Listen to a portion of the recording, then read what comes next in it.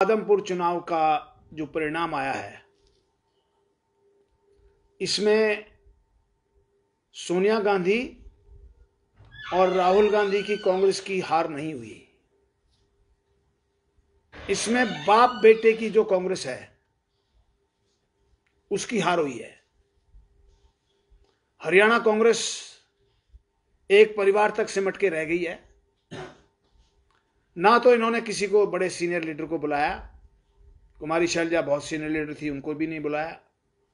किरण चौधरी का बहुत ज्यादा प्रभाव रहा है क्योंकि उनके पति सुरेंद्र सिंह वहां से कई चुनाव लड़ चुके हैं, उनका बहुत बड़ा बेस है, उनके बहुत बड़े समर्थक हैं उस इलाके में, उनको भी नहीं बुलाया। रणदीप सुरजेवाला को भी नहीं बुलाया, कैप्टन अजय सिंह को भी नहीं बुलाया। और इन्होंने सिर्फ अपने जो इनके व्यक्तिगत लॉयल लोग थे ना, सिर्फ उनको बुलाया, जिसके कारण पार्टी को करारी हार का सामना देखना पड़ा। क्या वजह क्या मानते हैं? सवाल वजह तो सिर्फ यही है कि इन्होंने जेबी पार्टी बना ली अपनी। कांग्रेस पार्टी जिसका इतिहास रहा है, कांग्रेस का जो ट्रेडिशनल वोट बैंक आज कहां है? कांग्रेस का जो ट्रेडिशनल वोट बैंक है वो तो खत्म हो चुका है।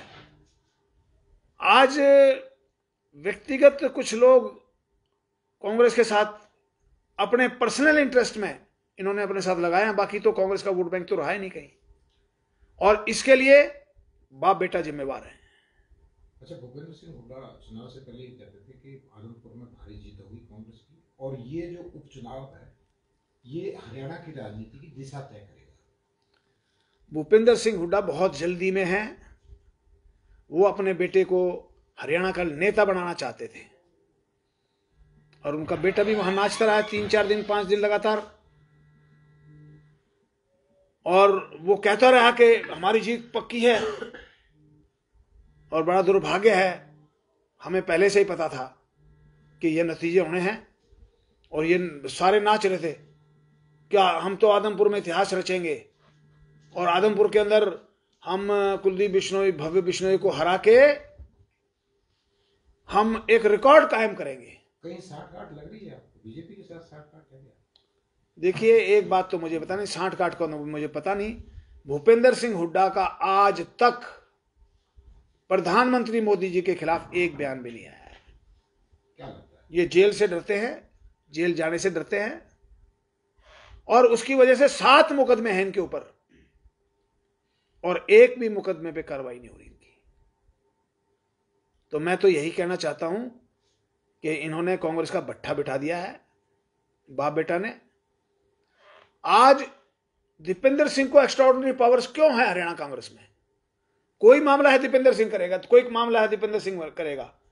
आज वो अपने आप ही स्टार प्रचारक बना हुआ था, नंबर 1 अपने आप। वो उसको बेचारे उदय भान को तो कोई पूछ ही नहीं रहा था। दीपेंद्र सिंह अपनी लोकप्रियता साबित करना चाह रहा था।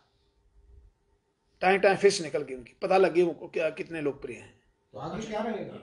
इस हार की जिम्मेदारी जो है, जिम्मेवार पूर्व मुख्यमंत्री भूपेंद्र सिंह हुड्डा और दीपेंद्र सिंह हुड्डा है। टोटल जिम्मेदारी बाप बेटे की है, और कोई जिम्मेदार नहीं है।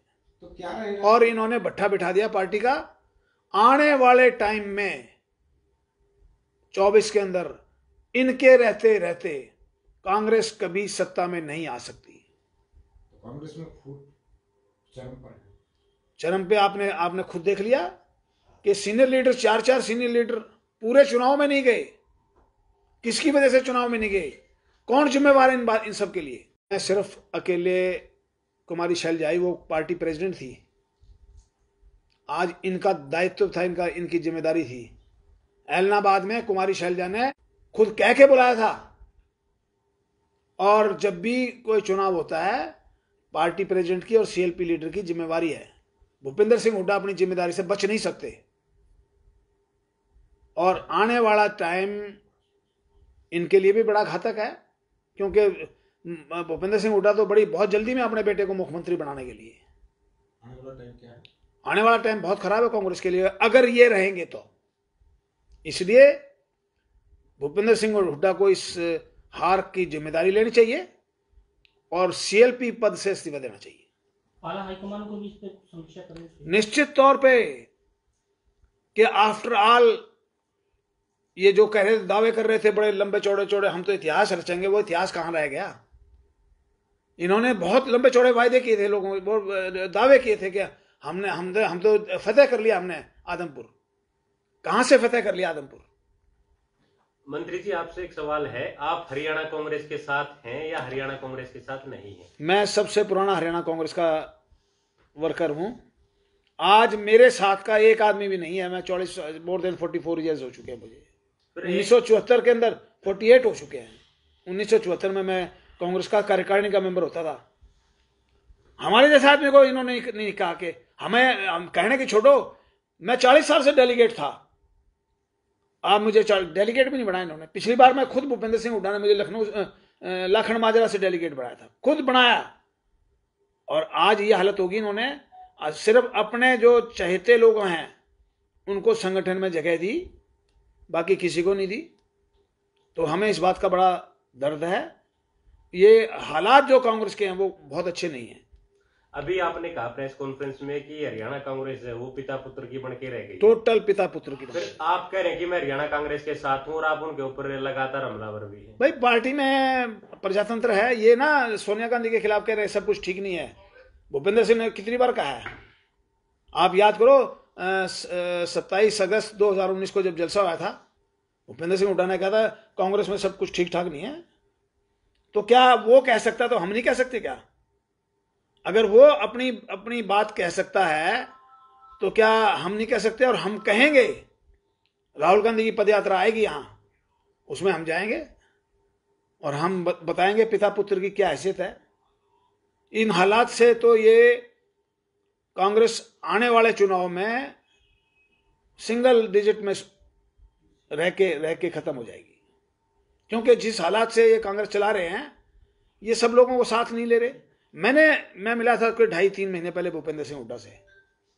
मैंने कहा था कि जब तक कुमारी शैलजा को, रणदीप सुरजेवाला को, कैप्टन अजय को और किरण चौधरी को, जब तक आप इनको चारों को अपनी गाड़ी में नहीं बिठाओगे, अपने साथ नहीं ले जाओगे, हरियाणा में कांग्रेस पार्टी कभी भी सत्ता में नहीं आ सकती।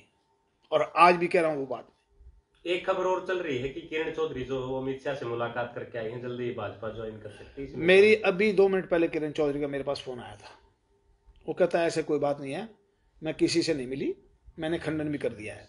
ये उन्होंने जो कहा, कहता भूपेंद्र हुड्डा क्योंकि हार होगी बहुत बुरी, उन्होंने कहा साइड बाय साइड एक खबर ये भी चला दो ताकि लोगों को हार का जो है ना प्रचार वो कम हो जाएगा, इस बात का प्रचार ज्यादा हो जाएगा। तो वो ये कह रही, मेरे से 5 मिनट पहले बात हुई। मतलब ये खबर जो है भूपेंद्र हुड्डा के समर्थक लोगों ने वो फैला रहे हैं। अच्छा, पिछले दिनों कांग्रेस के जो निर्वाचित अध्यक्ष हैं खड़गे, उन्होंने एक स्टीयरिंग कमेटी का गठन किया था, उसमें हरियाणा से जो है हुड्डा पिता पुत्र को नहीं रखा गया। किस तरह से देखते हैं आप उसे? ये तो बहुत अच्छा कदम था। पूरा हरियाणा भी इनको दे दे, देश भी इनको देना चाहते हो आप? हरियाणा तो इनको सौंप दिया। आज इनके बेटे को कोई सलाम करेगा तो हरियाणा कांग्रेस में रहेगा। ये हालत होगी। कभी कांग्रेस में ऐसी बुरी हालत कभी नहीं हुई थी कि कल का लड़का 80 साल का आदमी उसको आगे हाथ जोड़ेगा। इससे बड़ा दुर्भाग्य कांग्रेस के लिए नहीं हो सकता। और ये तो वो लोग हैं, आप कह रहे हैं ना, मैं 1977 में जब पहली बार कांग्रेस पार्टी सत्ता से बाहर हुई थी, मैं तो उस समय इंदिरा गांधी के लिए जेल में गया था। और उस समय पिता पुत्र भूपेंद्र सिंह और उसके फादर चौधरी रणबीर सिंह, वो इंदिरा गांधी को छोड़ के रेड्डी कांग्रेस में चले गए थे। और बंगलौर में उनका सेशन था, देवराज और चीफ मिनिस्टर होता था रेड्डी कांग्रेस का, उसके सम्मेलन में चले गए थे। तो मैं तो बुरे से बुरे वक्त में गांधी परिवार के साथ और कांग्रेस के साथ खड़ा रहा हूं। ये बताओ ना कौन सी जेल में गए हैं ये तो कह सकते हैं जी हमारे पिताजी जेल में रहे हैं। अरे भूपेंद्र सिंह हुड्डा, दीपेंद्र सिंह, तुम बताओ ना तुम कौन सी जेल में रहे हो? आज तक इनकी कोई कुर्बानी नहीं कांग्रेस के प्रति। कांग्रेस 36 बरादरी की पार्टी होगी, आज क्या हालत हो रही है कांग्रेस की? कहां गए बाकी लोग? वो इन जिम्मेवारी इनकी है, इनको जिम्मेवारी लेनी चाहिए।